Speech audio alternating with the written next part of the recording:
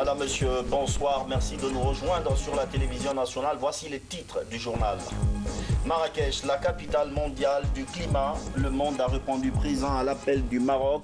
Les débats porteront sur l'objectif 2 degrés adopté à Paris. La semaine de la citoyenneté prend fin en Guinée sur des notes de satisfaction. Les pêcheurs de Koukoudé et d'Ambofa promettent de poursuivre la sensibilisation. Et puis un Guinéen sur le toit de la musique mondiale, l'artiste Soulmanx rafle le prix découverte RFI. Belle voix, des thèmes d'actualité, mais surtout une belle capacité de production scénique. Voilà pour les titres. Madame, Monsieur, bonsoir. Bienvenue dans cette édition d'information Marrakech. Cette belle ville du Maroc est depuis ce matin la capitale mondiale du climat. Les travaux de la COP22 se sont ouverts ce lundi. La Guinée, qui s'inscrit dans la défense de Dame Nature, prend part à ce sommet pour expliquer sa stratégie de lutte contre le changement climatique. On retrouve Mamadou Alpha Baldé, notre envoyé spécial. Un matin, pas comme les autres à Marrakech. Très tôt, des centaines de délégations affluent vers la nouvelle zone, site retenu pour abriter les travaux de la COP22. Elles viennent des 4 coins du monde et partagent un objectif commun, celui de limiter le réchauffement de la planète.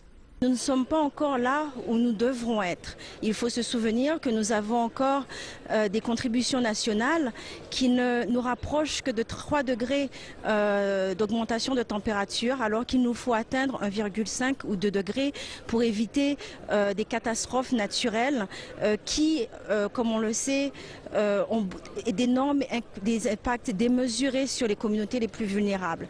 Donc il est très important que l'on maintienne l'urgence et que l'on maintienne les opportunités pour accélérer l'ambition qui nous permettra vraiment d'atteindre les objectifs de l'accord de Paris.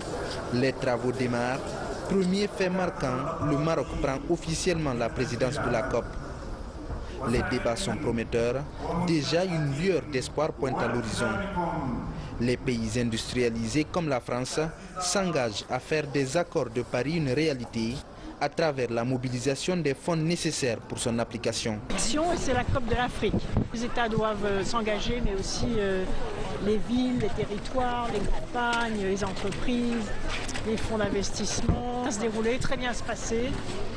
Il y a beaucoup de chefs d'État qui vont venir, mais surtout beaucoup d'acteurs de la société civile, très vivants, qui sont sur des actions concrètes, opérationnelles, sur les coalitions, etc., que je vais aider à avancer.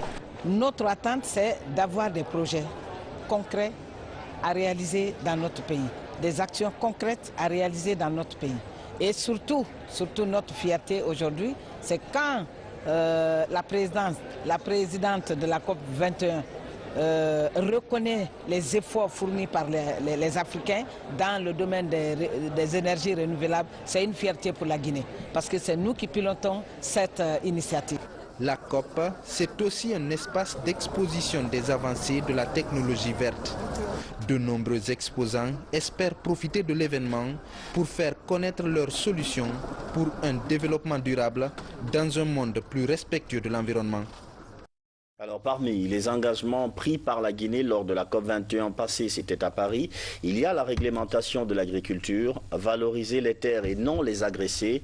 Ce système de valorisation passe notamment par l'aménagement responsable des grandes zones rizicoles. Un projet vient d'ailleurs d'être lancé dans ce sens, il est financé par la FAO. L'objectif, c'est d'accroître les rendements chez les petits exploitants. Fodé Camara. Les effets des changements climatiques affectent toutes les activités du monde rural. En Guinée, sur le littoral, le niveau de l'eau remonte inexorablement.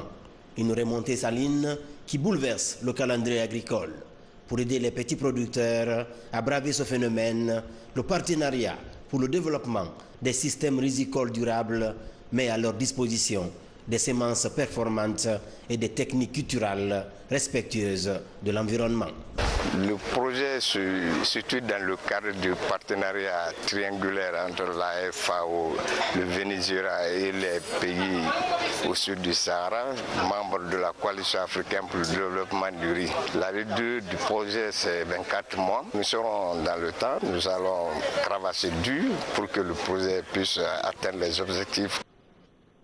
Principal objectif de ce programme de riziculture durable, redynamiser la filière sur toute sa chaîne de valeur, de la production à la commercialisation, en passant par la lutte contre les pertes post-récolte et la transformation par la mise en place des mini-rizeries. Ceci pour concurrencer le riz importé. Notre transformation n'a pas d'insuffisance par rapport au riz vietnamien.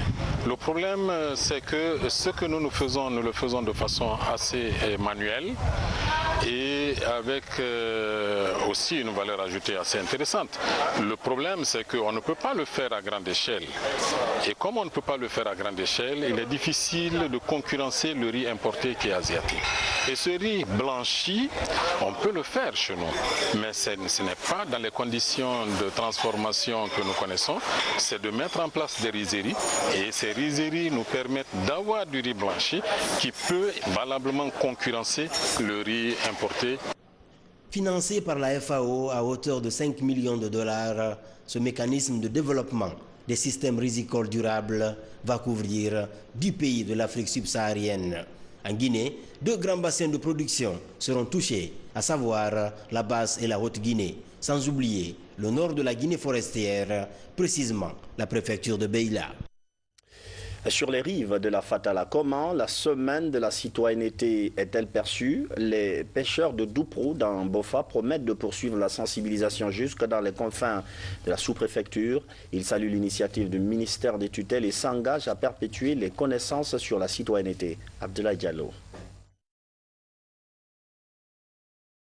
Le port de pêche artisanal de Koukoudi est situé à 60 km du chef-lieu de la préfecture de Bofa. Dans ce débarcadère, les populations composées essentiellement des agro-pêcheurs sont largement sensibilisées sur leurs droits et devoirs. 2 concepts dont le respect fait de l'homme un citoyen responsable. Être un citoyen, c'est quoi? Un citoyen, c'est quelqu'un qui respecte ses institutions. Par exemple, les institutions d'un pays, vous les respectez. Un citoyen, c'est quelqu'un qui respecte ses couleurs nationales. Un citoyen, c'est quelqu'un qui aime sa patrie.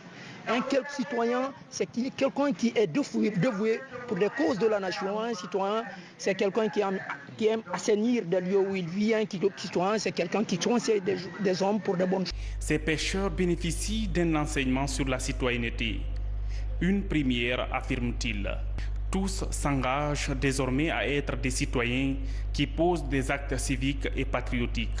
Non, la sensibilisation d'aujourd'hui, on a compris que ce qu'on est en train de faire avant et aujourd'hui, on doit échanger. On trouve ça, la citoyenneté, c'est vraiment normal. De la sensibilisation de la citoyenneté, c'est normal. Pourquoi? Parce qu'on a compris qu'il faut ça. Il faut ça pour changer d'autres systèmes. Cette première édition de la Semaine nationale de la citoyenneté et de la paix apparaît aux yeux de certains observateurs comme une priorité nationale. Cela au regard des comportements inciviques très fréquents dans la vie pratique. La beauté de cette semaine, ça passe aussi par des actes simples, très simples, comme rendre visite à des malades. C'est ce qu'a fait le ministre de l'Unité nationale à Kindia, une façon pour lui de saluer l'implication des jeunes de cette localité dans la célébration de cette semaine. Le ministre Gassama Diaby est également allé saluer les détenus de la prison de Kindia. Makale Souma.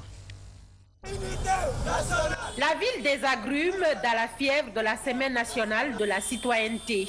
À Kindia, toutes les couches expriment leur adhésion à l'initiative gouvernementale.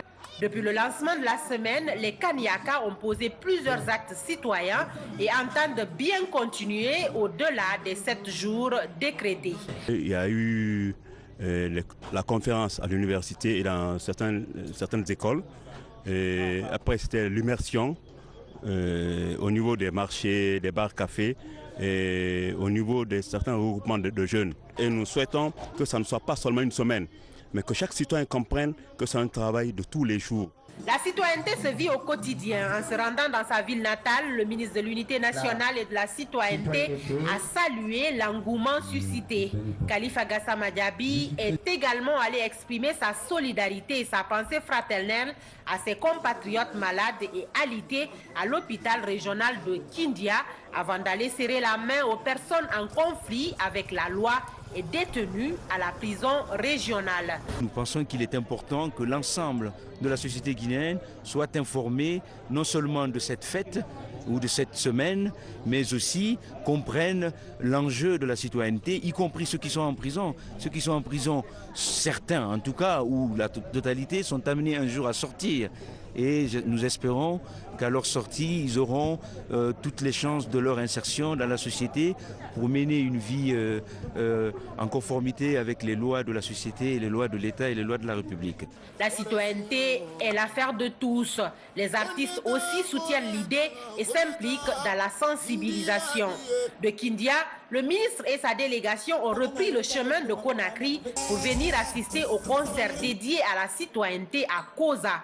Une nuit d'action des artistes qui défilent sur le podium et passent des messages forts dans un langage plutôt accessible aux jeunes. Notre message fort et dans un langage accessible, c'est cette autre visite dans un centre de détention. Il s'agit cette fois-ci de la maison centrale de Conakry. L'ONG Mafoubo Guinée a posé un acte de citoyenneté. Elle a notamment offert un important lot d'objets divers aux détenus. Il s'agit non seulement de faire participer ces détenus à la semaine de la citoyenneté, mais aussi de contribuer à l'amélioration de leurs conditions de détention. Assainissement, un camion de transport de l'armée a été pris pour cible dans la commune de Matam, un acte que déplore le génie militaire chargé de ces opérations d'assainissement. Il intervient hélas alors que le pays s'apprête à boucler sa semaine des citoyennetés. Commandant Mohamed Kassé de la presse militaire. Au moment où l'armée guinéenne, à travers le génie militaire, s'active à débarrasser la ville des ordures, nuit et jour, certains citoyens de Matam-Lido ont vandalisé une machine Caterpillar tractopelle et un camion Mercedes de cette unité. Ces engins étaient en pleine exécution de leur mission de ramassage des ordures dans la commune de Matam. Il paraît que c'est suite à un problème d'électricité dans le quartier, un problème de transfo, que la population est sortie pour jeter les ordures sur la route. Donc moi j'ai été appelé par le gouverneur, j'ai pris mes hommes avec les engins pour venir débarrasser les routes, la corniche sud où il y avait un grand embouteillage, le quartier. Et à mon fort étonnement, ça a été une grande surprise pour moi, mon fort étonnement. La population essaie de caillasser nos engins. Et voilà le camion qui est complètement caillassé et la machine multifonctionnelle aussi, tractopelle, est complètement caillassée. Des actes que l'armée déplore pendant que le gouvernement guinéen mène une large campagne sur le civisme. La citoyenneté, cette fois-ci pour sauver des vies. Un groupe de jeunes était au Centre national de transfusion sanguine. Ils ont participé à alimenter la banque de sang, un geste que les autorités du CNTS apprécient vivement. Mekine Moussa Kamara, Makemedonzo. Au Centre national de transfusion sanguine, des volontaires donnent du sang. Une contribution humanitaire pour accompagner la semaine nationale de la citoyenneté du civisme en Guinée. C'est un acte qui consiste à sauver des vies. Si nous, les citoyens, nous refusons de faire le don de sang, comment nos frères qui sont malades, nos sœurs qui sont malades, nos mamans qui sont malades pourront avoir du sang? Il a été demandé que tous les acteurs, que tous les citoyens puissent poser des actes de civisme. Et ils ont trouvé comme acte de civisme le don de sang. Don de sang pour sauver des vies. Vraiment, on voudrait les féliciter. Une poche de sang coûte 13 500 francs guinéens. Je dois dire à la population, toute personne qui a un besoin en sang doit venir au centre de transfusion sanguine, en tout cas dans les services de transfusion sanguine du pays. Passer par les intermédiaires nous crée assez de problèmes. Il peut se trouver que nous, à la direction, on accorde, n'est-ce pas, du sang gratuitement aux personnes, mais il se trouve que des personnes qui sont venues nous voir, ils font autre chose derrière nous. Donc ça nous crée assez de problèmes. C'est pourquoi nous avons pris des dispositions pour que le personnel médical s'éloigne du circuit, n'est-ce pas, d'obtention du sang.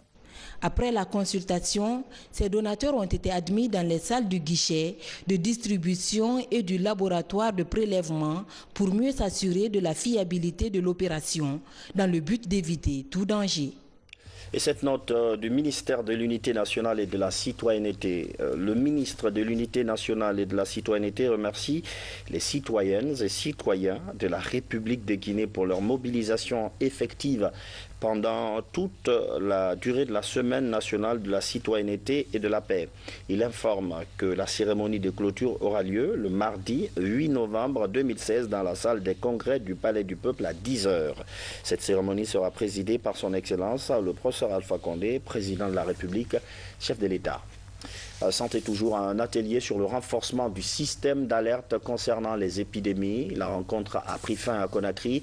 Plusieurs recommandations ont été faites par le ministère guinéen de la Santé et ses partenaires.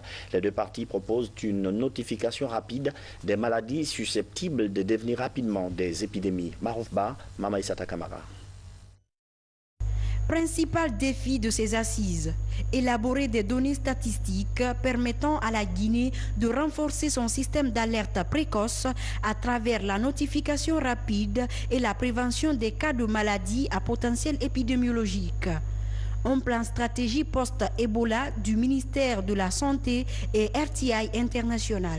Cet atelier est une phase importante du processus de développement du système d'information national de la santé. Parce qu'il va permettre d'harmoniser des points de vue, d'harmoniser des indicateurs qui sont utilisés pour mesurer les progrès réalisés dans le système. Il va permettre d'harmoniser des outils de travail qui permettent la collecte, l'analyse des données, et il permet d'intégrer, de prévoir le processus d'intégration de la surveillance épidémiologique dans notre plateforme informatique qui permet de moderniser le système national d'information sanitaire. Aujourd'hui, la plateforme déjà est en place avec les données du SNIS, c'est-à-dire les données du système national d'information sanitaire de routine. Donc nous sommes en train d'appuyer pour que les données de l'urgence, c'est-à-dire les données à chaud de la surveillance épidémiologique puissent aussi être intégrées à ce système pour qu'on puisse éviter des cas comme le cas par exemple de Ebola qui s'est passé après beaucoup de mois pour être déclaré. Avec cette plateforme, si les données sont enregistrées au niveau de la base, on est capable de détecter l'épidémie en temps opportun jusqu'au niveau central en quelques clics seulement. Ce programme est financé par la CDC, une ONG américaine. Son soutien s'est avéré crucial dans l'éradication de la fièvre Ebola en Guinée. Désormais, des actions en amont sont projetées pour combler certains défis sanitaires. Ce système captera toutes les données et permettra au ministère de mieux gérer les flambées, les épidémies, les problèmes de santé. Donc c'est une chose, c'est très bien, mais c'est très complexe aussi. Donc ça requiert qu'il y ait beaucoup de collaboration entre non seulement les différentes parties du ministère de la Santé, mais aussi tous les partenaires internationaux, toutes les autres organisations qui travaillent dans le domaine de la santé, dans le travail d'épidémiologie ou de capture de données des maladies. Alors, tous ces gens doivent travailler très près l'un de l'autre pour bien intégrer dans ce nouveau système électronique. Il n'y a pas un système de santé performant sans un système de surveillance fort. De là découle l'importance que revêt la tenue de cet atelier dans le but d'améliorer la performance de notre surveillance épidémiologique, surtout et surtout au niveau communautaire. Les informations recueillies sur le terrain sont capitalisées à travers une base de données fiable. De quoi sans doute renforcer les moyens d'action de l'Agence nationale de sécurité sanitaire dans sa riposte aux épidémies en Guinée.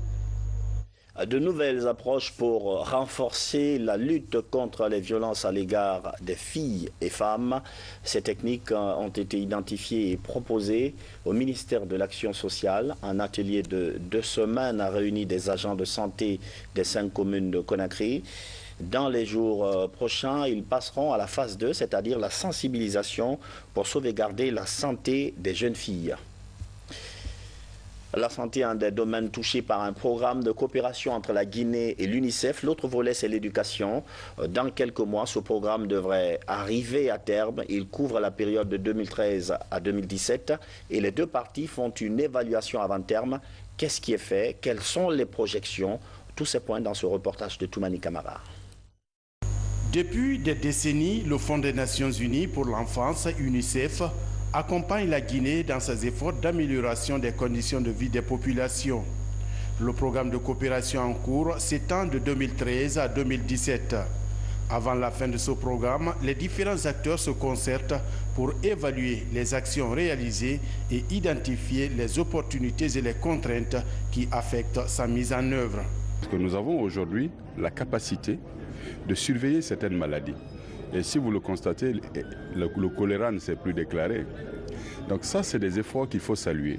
Et il faut approfondir encore les démarches. Donc il s'agit avant tout de promouvoir davantage ces axes de coopération pour que nous ayons en quelque sorte des résultats qui correspondent aux besoins de la population guinéenne. Dans le programme de coopération Guinée-UNICEF 2013-2017, l'institution onusienne note des avancées significatives, notamment au niveau des défis clés à relever, comme la promotion des droits des enfants, le développement des services sociaux de base et le renforcement des capacités de production. La coopération se porte très bien. La coopération connaît des axes extrêmement encourageants. Et nous assistons pour nous à un engagement de l'UNICEF de continuer d'accompagner le gouvernement qui définit les priorités nationales. Et pour nous, il nous s'agira de nous intégrer. Comme nous l'avons si bien dit, les plans existent. Les programmes existent. Il s'agit maintenant de nous mettre au travail et de faire en sorte que nous puissions améliorer les services sociaux de base, particulièrement pour les populations les plus vulnérables. Autre défi à relever, le programme de coopération Guinée-UNICEF 2013-2017, à son terme, doit réduire de 25% la mortalité infantile et augmenter le taux d'achèvement de l'enseignement primaire de 20%. Je vous le disais dans les titres, l'une des plus belles voix de la musique urbaine africaine vient d'être primée. Soulbanks, le Guinéen, rafle le prix, découverte RFI. Les membres du jury, les animateurs, d'autres artistes, tout le monde était conquis par les thèmes qu'il aborde et sa production sur scène. Je vous propose d'ailleurs à cet effet d'écouter le président du jury. Il était au micro de nos confrères de France 24.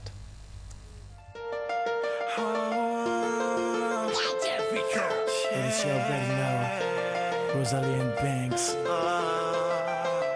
Fakri, Simone, Manager Will,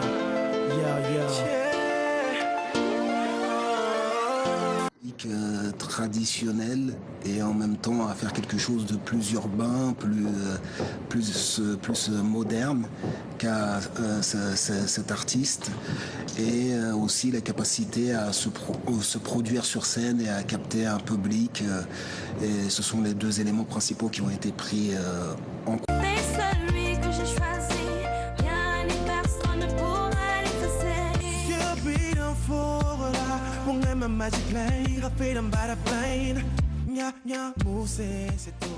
Soulbanks est le 4e artiste guinéen à bénéficier de ce prix. Juste après Seattle No, c'était en 2011. C'est la fin de cette édition d'information. Merci de votre fidélité à la télévision guinéenne. Bonsoir.